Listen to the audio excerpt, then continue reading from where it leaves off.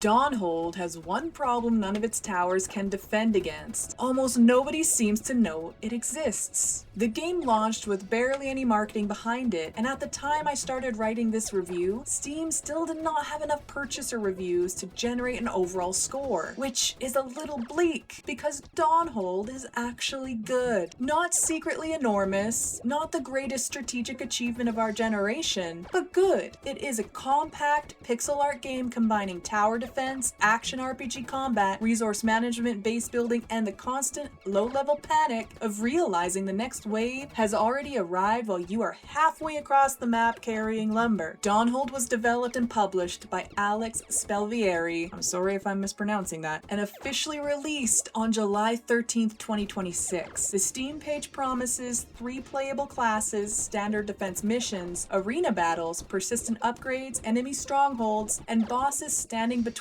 you and the safety of the Sunstone. I have played more than 10 hours, defeated 3 islands, and spent most of that time using the Briar class. I have not finished the entire campaign yet, so this is not me planting a flag on the ending and declaring the kingdom fully inspected, but 10 hours is enough time to know whether a game has a functioning loop. And Dawnhold absolutely does. First is gameplay and mechanics. The basic structure is easy to understand. You gather resources, build walls and towers, defend the Sunstone, upgrade your character, survive repeated enemy waves, then leave the safety of your base to assault the Hollowborn strongholds and kill the boss controlling the region. The interesting part is that Dawnhold never lets the tower defense half do all the work. You cannot build a few walls, disappear behind them, and cosplay as upper management while everyone else handles the emergency. You have to fight. You need to leave the base to find resources, clear enemies, level up, destroy their encampments, and eventually confront the boss. That creates a surprisingly good tension between defense and aggression. Stay home too long and the enemy keeps growing. Leave for too long and you return to find your walls collapsing, your towers surrounded, and the Sunstone one bad decision away from becoming historical rubble. The learning curve caught me around the 3rd island. I died repeatedly. Not once, not twice, enough times that the map and I developed a personal relationship built entirely around resentment. But eventually, after experimenting a few different tactics, I found one that clicked. I learned when to reinforce the base, when to make a resource run, when to push into enemy territory, and when attempting one more objective was simply greed wearing armor. Later, I defeated a boss that had already ended one of my longer runs. That victory felt earned. Old school earned. Built off of skill, stubbornness, and a small prayer sent toward whatever spiritual department handles save files. Dawnhold does not let you save in the middle of a mission. My longest failed run was around 45 minutes, and yes, I cursed the game, took a walk, and returned with rage-induced confidence. But the missions moved quickly enough that the lack of saving never became unbearable. It reminded me of playing Sega Genesis games, where the available strategies were improving, starting over, and blaming the controller. The character progression is also stronger than I expected. You cannot simply dump everything into power and pretend the other statistics are decorative. Ignore wisdom, and you will not have enough resources to use your magic effectively. Defense, attack power, magical capability, and equipment all need to work together. You noticeably grow stronger during a run, but the difficulty keeps enough pressure on you that progression rarely becomes permission to stop paying attention. My biggest request to the developer is to introduce traps in an upcoming update. When your defenses begin collapsing, Dawnhold gives you very few ways to regain control. You can scramble for resources and rebuild, you can abandon the base temporarily and try to damage the enemy's stronghold, or you can remain in the wreckage, swinging desperately while your strategic plan melts around you. Traps would add another defensive layer and create more ways to stabilize a losing battle. They could slow enemies, redirect them, damage grouped waves, or simply buy enough time for the player to breathe without turning the game into passive tower watching. Right now, recovery can feel binary. You are either holding the line, or the line has become several unrelated pieces of wood. The maps and combat also repeat. New islands bring different scenery and enemy arrangements, but they do not fundamentally change how you approach each mission. Weapons have different statistics, and classes have different strengths, but the basic combat language remains familiar. Still, the waves accelerate so quickly that repetition rarely had time to settle into boredom. I was generally too busy sprinting between resources, repairs, enemies, and questionable strategic commitments to feel like the game was dragging. Gameplay and mechanics get a 4 out of 5. Next is art and visual design. Dawnhold's pixel art is clear, readable, and effective. That matters in a game where the screen can fill with enemies, projectiles, buildings, resources, health bars, and the visual consequences of your own poor planning. I rarely lost track of what was happening. Enemies have enough visual variation to communicate rank and purpose. Different peons may share a common design language, but they are not all simple recolors. Lieutenants stand out while leading charges. Stronger units feel appropriately more dangerous, and the bosses are thoughtfully designed. The UI is also very clean. It suits the fantasy without burying basic information under ornamental stonework and medieval paperwork. The weakness is the simplicity. The selectable characters feel visually closer to reskins than truly distinct heroes. Different weapons appear in your character's hands, but the attack animations do not change enough to sell the fantasy of wielding something new. An axe, bow, or magical weapon may change your numbers without changing the physical personality of the attack. Equipment also does not visibly transform the character. That weakens the excitement of finding gear because the upgrade stops at the statistics screen. You know you're stronger, but your character never gets to wear the evidence. In a $20 or $30 game, I would be much harsher about this. At around 10 Canadian dollars, I understand that during development, certain areas are going to have certain levels of priority. The art does its primary job. It communicates, it performs well, it gives the enemies and bosses personality. It just stops one step before making progression visually satisfying. So art and visual design gets a 3.5 out of 5. Next is sound design.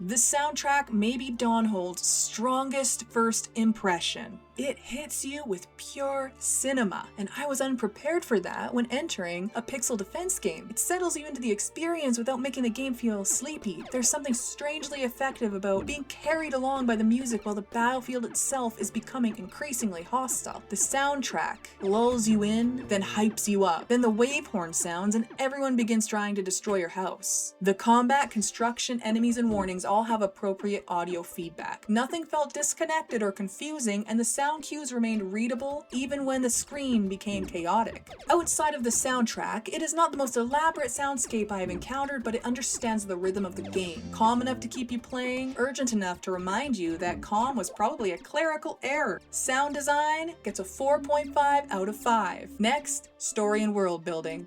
The initial premise is extremely familiar. The world has fallen into darkness. The Sunstone is the last source of light. The Hollowborn want to claim it, and you are the remaining defense. That is essentially the thematic starter pack for half the fantasy games currently staring at me from my Steam library. Dawnhold does not initially dress that premise up as anything more complicated, but as you keep playing, each island that you discover contains a journal that then begins adding texture and depth to this realm. You learn that the Hollowborn are not mindless creatures spilling randomly across the landscape. They have ranks, leaders, structure, and a clear purpose behind their expansion. The corruption also appears physically within the environment. You can see it spreading through certain areas, draining life from the terrain and turning the Hollowborn threat into something more tangible than enemies arriving in scheduled groups. Those touches are subtle but effective. They suggest a more interesting world hiding beneath a somewhat simple presentation. The story is not yet the reason I keep launching another run, but it gives the battle's context, and the environmental corruption shows that someone was thinking about how this darkness actually affects the world instead of merely changing the skybox and calling it lore. Story and world building gets a 3.5 out of 5. Next is technical. Technically, Dawnhold ran extremely well. No crashes, no serious bugs, no major slowdown. Even when the battlefield was crowded with enemies, structures, effects, and projectiles, the game remained remain smooth and readable. That is particularly important here because chaos is part of the design. When a wave destroys your base, I want to know it was my fault and poor planning. I do not want to wonder whether the frame rate joined the Hollowborn. The lack of mid-mission saving will bother some players, but I do not view it as a technical failure. It is part of the game's old school structure, even when that structure makes me briefly consider writing an angry letter to 1994. So let's look at the promise check. Did Dawnhold deliver what its official description promises? The developer describes it as an action RPG combat mixed with tactical tower defense, with resource gathering, building, wave survival, enemy assaults, bosses, classes, and long-term upgrades. Those systems are all present and central to the experience. The problem is not a broken promise, the problem is scale. The classes could feel more distinct. The maps could change the strategy more dramatically, equipment could have stronger visual feedback, traps could create better defensive planning, the story could push further. Dawnhold feels slightly like an early access game that wandered into full release wearing a completed name tag, but I want to be very clear about that comparison. It feels like early access because I can see how much more could be built onto it. Not because the current game is unstable or fundamentally unfinished. The existing foundation works and plays directly into value and verdict. Dawnhold is normally priced at $11.99 Canadian, but you can find it discounted now for $9.59. At that price, I have very little trouble recommending it. I already received more than 10 hours of challenging addictive play, and I have not completed the campaign or fully explored all 3 classes yet. There is strong replayability here. The loot